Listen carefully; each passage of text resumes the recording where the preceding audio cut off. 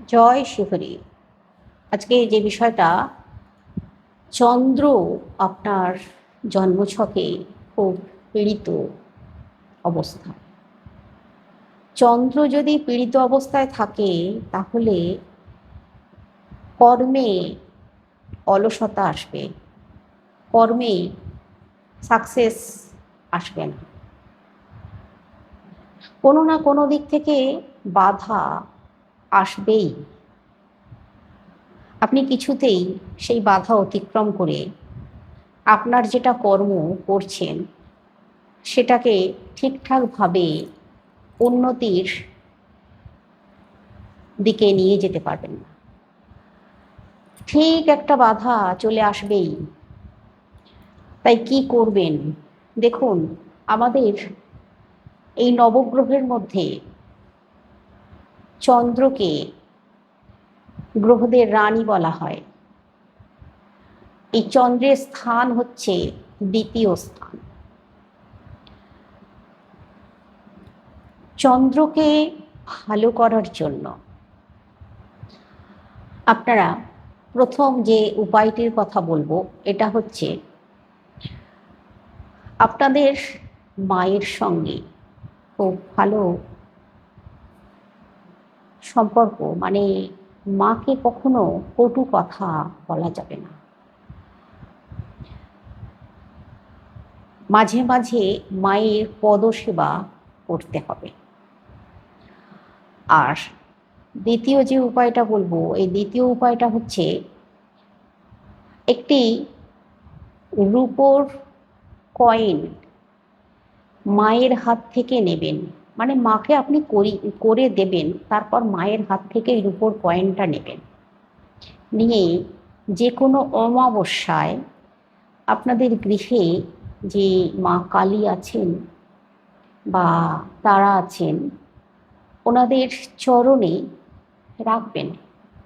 রেখে একটি মোমবাতি বা একটি ঘিয়ের প্রদীপ প্রজ্বলিত করবেন। করে আপনারা মায়ের কাছে বসে, মানে ওই ঠাকুরের কাছে বসে শুধু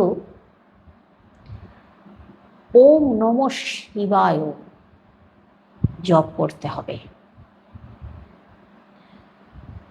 চন্দ্রদেবের সঙ্গে মহাদেবের খুব ভালো সম্পর্কযুক্ত, তাই ওম নমঃ শিবায় জপ করুন মায়ের চরণে এই রূপোর কয়েনটা রেখে। এবার ওই রূপোর কয়েনটা যত্ন করে তুলে রাখুন। আর প্রতি অমাবস্যায় মায়ের চরণে রাখুন। আবার রেখে মোমবাতি বা ঘিয়ের প্রদীপ প্রজ্বলিত করুন, ওম নমঃ শিবায় জপ করুন 108 বার।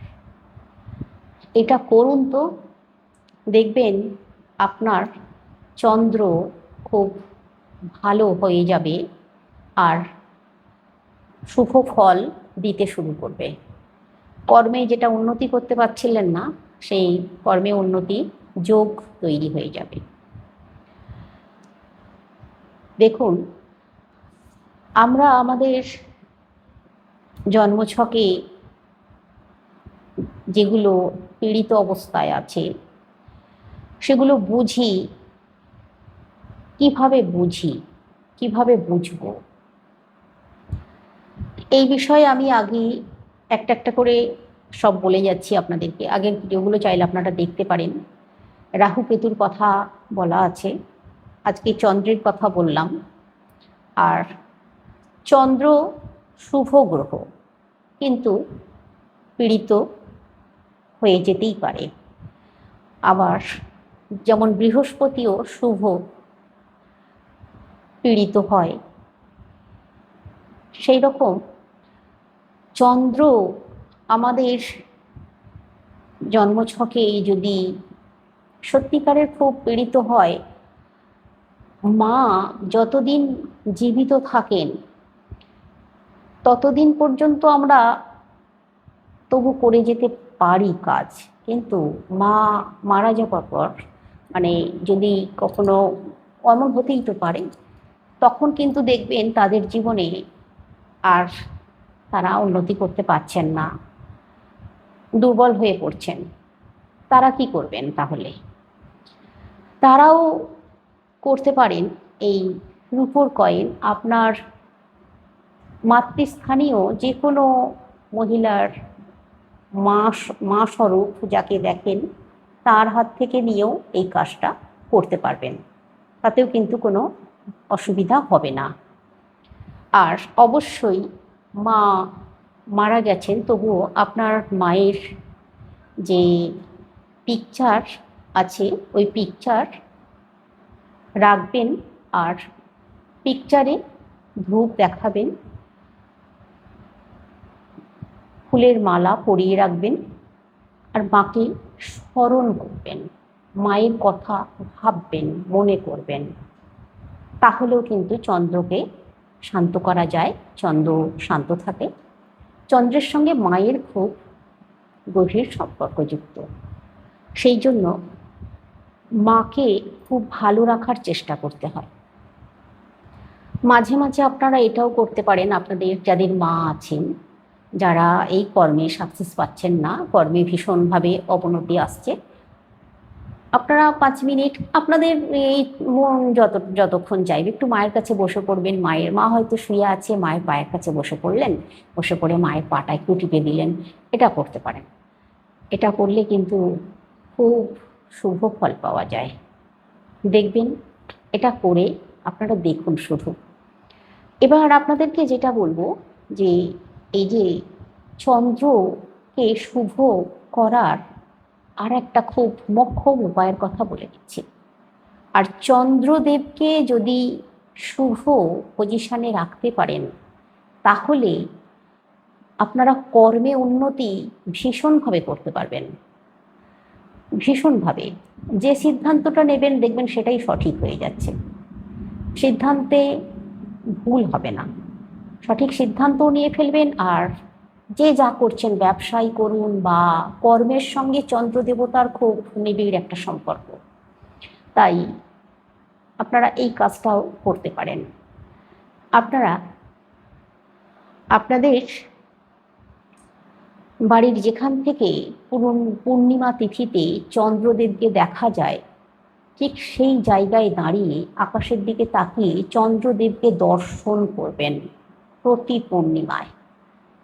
আর যদি সম্ভব হয় মাটির প্রদীপ কিনে রাখবেন, মাটির প্রদীপে একটু ঘি দিয়ে একটা সলতে পাকিয়ে প্রদীপ জ্বালিয়ে ওই যেখান থেকে দাঁড়িয়ে চন্দ্রদেবকে দর্শন করছেন সেইখানে চন্দ্রদেবকে দেখিয়ে সেই স্থানে রেখে দিন, চন্দ্রদেবকে উদ্দেশ্য করে। আর যদি সম্ভব হয় একটি সাদা মিষ্টি চন্দ্রদেবকে নিবেদন করুন, ওই স্থানেই যেখানে দাঁড়িয়ে চন্দ্রদেবকে দর্শন করছেন সেইখানে চন্দ্রদেবকে স্মরণ করে সেখানে রাখুন। আর ওই যে মিষ্টিটা রাখলেন অন্তত 10টা মিনিট রাখবেন, চন্দ্রদেবকে খুব নিষ্ঠার সঙ্গে প্রণাম করবেন। আর ওই মিষ্টিটা বাড়ির সকলে মিলে প্রসাদ হিসেবে গ্রহণ করবেন। আর প্রদীপটা যতক্ষণ জলে জ্বলতে দিন, প্রদীপটা নিভিয়ে দেবেন না ফু দিয়ে, হাওয়া বাতাসে নিভে গেলে করার কিছু নেই, কিন্তু ওই প্রদীপটা পরের দিন আপনাদেরকে জলে দিয়ে দিতে হবে। প্রদীপটা যেন এদিক সেদিক না পড়ে থাকে, এটা শুধু খেয়াল রাখুন। প্রদীপটা জলে দিয়ে দেবেন। আর সাদা মিষ্টি বা পায়েস যদি নিবেদন করেন সেটা বাড়ির সকলে মিলে একটু একটু করে গ্রহণ করবেন। যতক্ষণ প্রসাদটা ওখানে থাকবে ততক্ষণ ওইখানেই থাকুন আর চন্দ্রদেবকে দর্শন করুন। অন্তত 10টা মিনিট আপনাদেরকে রাখতে হবে। প্রতি পূর্ণিমায় আপনারা চন্দ্রদেবকে অবশ্যই দর্শন করবেন, এটাও করলেও শুভ ফল পাওয়া যাবে। আপনারা আপনাদের কর্মে উন্নতি করতে পারবেন এবং ধনী হতে তো পারবেনই। তাহলে করেই দেখুন একবার। আশা করছি আমার ভিডিওগুলোর মাধ্যমে আপনারা আগামী দিনে আরও অনেক কিছু ভালো ভালো তথ্য পাবেন, তাই সঙ্গে থাকবেন। যারা এখনও লাইক সাবস্ক্রাইব করেননি, লাইক সাবস্ক্রাইব অবশ্যই করুন আর কমেন্ট অবশ্যই করুন।